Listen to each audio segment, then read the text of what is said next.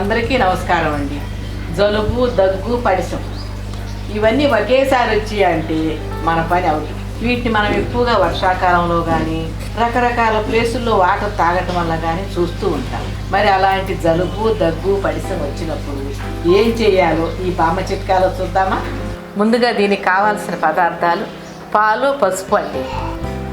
ఒక గిన్నె తీసుకొని స్టవ్ మీద పెట్టుకుందాము.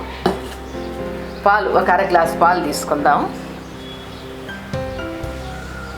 ఇదిగోనండి, ఈ అర గ్లాసు పాలు దీనిలో పోసుకొని మరిగించుకుందామండి.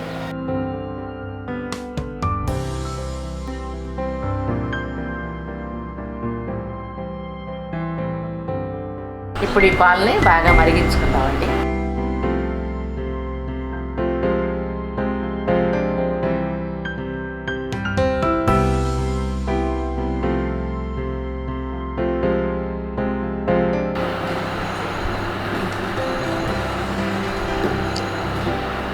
చూసారా, పాలు బాగా మరిగిపోయాయండి.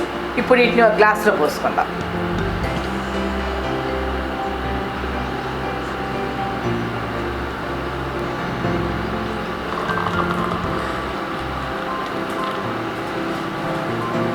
ఈ పాలల్లో ఇప్పుడు ఒక పావు టీ స్పూన్ పసుపు వేసుకుందామండి.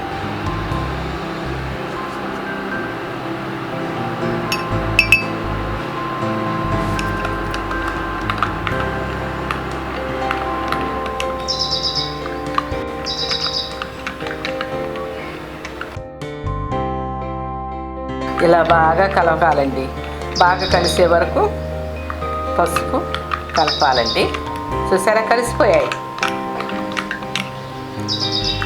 ఈ పాలని ప్రతిరోజు 2 సార్లు తాగారు అంటే మీ జలుబు, దగ్గు ఇట్టే తగ్గిపోద్దండి.